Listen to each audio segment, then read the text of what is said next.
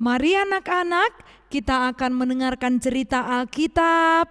Kita bersatu di dalam doa. Kita berdoa. Bapa kami yang di sorga, Bapa yang kami sembah di dalam nama anak-Mu Kristus Yesus, yang mau datang ke dunia ini, mati, disalibkan untuk menebus dosa kami. Kami berkumpul saat ini Tuhan di rumah kami masing-masing, mengikuti ibadah sekolah minggu untuk memperingati hari kematian-Mu. Biarlah melalui pengorbanan-Mu kami dapat menghayatinya, dan kami juga hidup di dalam kasih dan damai. Di dalam nama anak-Mu Kristus Yesus Juru Selamat kami yang hidup, kami berdoa. Amin. Cerita Alkitab pada saat ini tertulis di dalam Injil Matius pasal 27 ayat 45 sampai dengan ayat yang ke-50. Dibuka Alkitabnya Injil Matius pasal 27 ayat 45 sampai dengan ayat yang ke-50. Kita membacanya secara bersama-sama. Mulai dari jam 12 kegelapan meliputi seluruh daerah itu sampai jam 3. Kira-kira jam 3 berserulah Yesus dengan suara nyaring, "Eli, Eli, lama sabachthani." Artinya, "Allahku, Allahku, mengapa engkau meninggalkan aku?" Mendengar itu, beberapa orang yang berdiri di situ berkata, "Ia memanggil Elia." Dan segeralah datang seorang dari mereka. Ia mengambil bunga karang, mencelupkannya ke dalam anggur asam, lalu mencucukkannya pada sebatang bulu dan memberi Yesus minum. Tetapi orang-orang lain berkata, "Jangan, baiklah kita lihat apakah Eli datang untuk menyelamatkan dia." Yesus berseru pula dengan suara nyaring, lalu menyerahkan nyawanya. Demikian firman Tuhan. Mengapa kita harus beribadah saat ini? Adakah anak-anak sekolah minggu yang tahu mengapa kita harus kebaktian sekolah minggu saat ini? Inang yakin kalau orang 2 sampai orang 3 pasti semuanya sudah tahu. Ini adalah peringatan hari kematian siapa? Kematian Tuhan Yesus Kristus.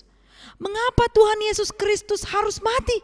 Bukankah Tuhan Yesus itu adalah Tuhan yang kita sembah? Seharusnya kan dia tidak harus mati. Dia harus bisa langsung mengalahkan orang-orang yang akan menyalibkan dia. Mengapa dia harus mau disalibkan dan bahkan mati di kayu salib? Ada lagi yang lebih menyakitkan, bahwa orang-orang pada saat itu membuat mahkota duri ke kepala Yesus. Kalau misalnya anak-anak sekolah minggu kena duri di kakinya, sakit atau tidak? Hanya kena duri saja di kakinya sudah kesakitan, sudah menangis. Bahkan ada yang menangis sampai 1 jam, padahal sakitnya sebentar. Kemudian kalau ada misalnya anak-anak sekolah minggu yang waktu makan ikan mas termakan durinya, kira-kira sakit tidak? Sakit. Apalagi kalau dibuat mahkota duri. Kalau yang kita tahu mahkota itu biasanya mahkota itu mahkota untuk seorang raja. Tapi bukan mahkota duri yang dibuat ke kepala Yesus. Tapi Yesus itu datang karena dia diutus oleh Allah Bapa, datang ke tengah-tengah dunia, mau disalibkan, mau mati dan bahkan dikuburkan hanya untuk menebus dosa-dosa manusia saja. Bukan hanya menebus dosa anak-anak sekolah minggu, bukan hanya menebus dosa orang tua kita, bukan hanya menebus dosa inang pendeta atau semua sintua, tidak. Tapi semua orang berdosa diberikannya keselamatan, diberikannya pengorbanannya, sehingga dia harus mati di kayu salib. Yesus mau mati, dia bersedia mati di kayu salib.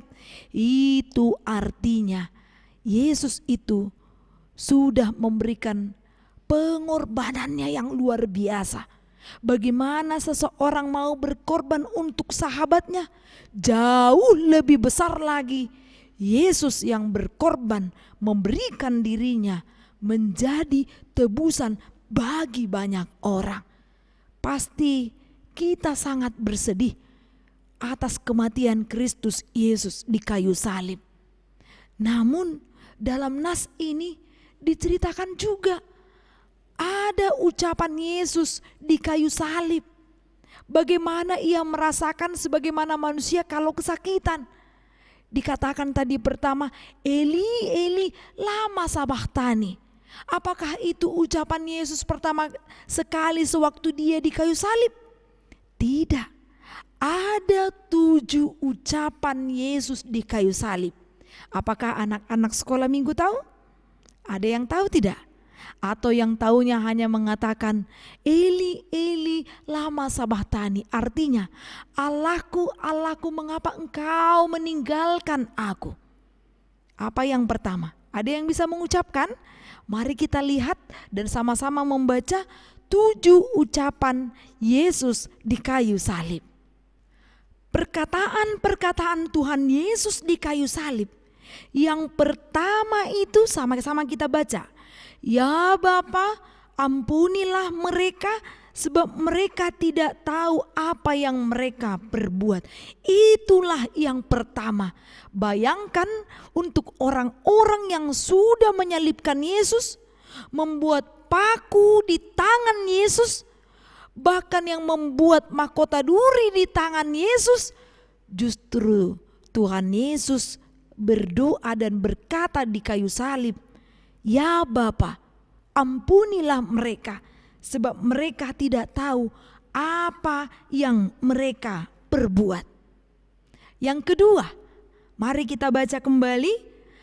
Aku berkata kepadamu, sesungguhnya hari ini juga engkau akan ada bersama-sama dengan aku di dalam Firdaus. Yang ketiga, Ibu, inilah anakmu, inilah ibumu. Yang keempat, ini ada di dalam nas cerita Alkitab tadi. Sama-sama kita baca kembali. Eli, Eli, lama sabachthani. Allahku, Allahku, mengapa engkau meninggalkan aku? Yang kelima, aku haus. Ternyata Tuhan Yesus juga merasakan sebagaimana yang dirasakan manusia jika seseorang sudah disalibkan dan dia tidak diberikan makan dan minum di tengah teriknya matahari. Tentu seseorang itu akan cepat merasakan kehausan. Itulah yang diucapkan Yesus di dalam perkataannya yang kelima, aku haus. Yang keenam, sama-sama kita baca kembali. Sudah selesai. Yang ketujuh, ya Bapa, ke dalam tanganmu kuserahkan nyawaku. Dari 7 ucapan Yesus di kayu salib, perkataan Eli, Eli, lama sabachthani yang keberapa tadi? Ada yang memperhatikan? Yaitu yang keempat. Allahku, Allahku, mengapa engkau meninggalkan aku? Itu yang menjadi ucapan Yesus.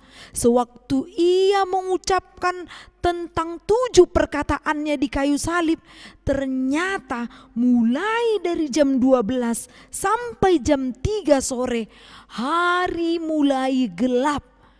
Itu pertanda dunia ini juga merasakan bagaimana duka atau kesedihan yang dialami Yesus atas pengorbanannya yang mau menebus dosa manusia.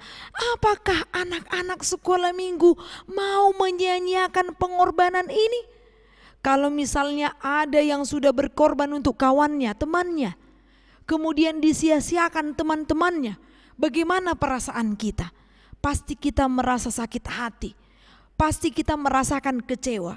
Maka janganlah kiranya anak-anak sekolah minggu membuat hati Yesus bersedih untuk keberapa kalinya. Namun marilah anak-anak sekolah minggu mau menghayati bahwa salib Yesus itu adalah tanda untuk kita menghayati pengorbanannya. Jangan menyanyiakan darah Yesus atau tubuh Yesus yang sudah mati untuk menebus dosa manusia. Tapi marilah, terimalah anugerah atau kemurahan hati Yesus memaafkan kita, menebus dosa kita, supaya kita menjadi anak-anak yang diampuni dan kita pun menyadari atas dosa yang kita perbuat. Jangan terus-terus mengulangi dosa dan pelanggaran kita. Kemudian dikatakan lagi, sewaktu Yesus haus. Itu ucapan keberapa? Yaitu ucapan Yesus yang kelima. Di saat Yesus mengatakan aku haus, ada seseorang dari antara mereka yang datang mengambil bunga karang. Kemudian bunga karang itu dimasukkan atau dicelupkan ke dalam anggur asam dan dicucukkannya lah bulu ke bunga karang itu, dan bunga karang itulah yang sampai ke mulut Yesus agar Yesus pun merasakan sedikit air. Ternyata itu pun yang mereka lakukan itu, anggur asam ini, supaya Yesus tidak merasakan sakit. Tapi bukanlah sebenarnya keutuhan bahwa mereka ingin melepaskan dahaga atau kehausan dari Yesus. Sungguh jahat mereka pada saat itu. Mereka bukannya melepaskan Yesus karena memang beberapa kali ditanyai ataupun dicari kesalahan Yesus tidak ditemukan. Mereka hanya membuat Yesus itu sebagai tebusan karena mereka tidak tahu lagi apa yang mereka perbuat. Maka marilah anak-anak sekolah minggu, sadari kesalahanmu. Jangan buat Yesus kita itu bersedih. Jangan sampai berulang-ulang kita melakukan hal yang jahat. Setiap minggu kita mendengarkan cerita Alkitab. Ada yang rajin setiap hari membaca Alkitab, rajin berdoa, ikut kebaktian di sekolah atau di keluarganya. Tapi ketika ditanya perbuatannya begitu jahat, itu artinya dia belum benar-benar melakukan sebagaimana yang diperintahkan oleh Tuhan di dalam Alkitab. Itu artinya dia tidak mendengarkan apa yang diperintahkan oleh Tuhan. Maka kita diingatkan pada penyaliban Yesus atau peringatan hari kematian Tuhan Yesus saat ini. Marilah anak-anak, bukalah hatimu menerima kemurahan Tuhan yang begitu luar biasa.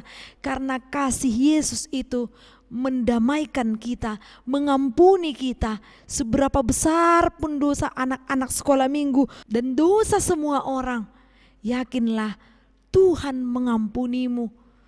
Tuhan membuka pintu anugerahnya supaya kita mengingat betapa besar kasih dan pengorbanan Tuhan bagi kita, menebus kita sampai mati di kayu salib. Amin. Kita bersatu di dalam doa.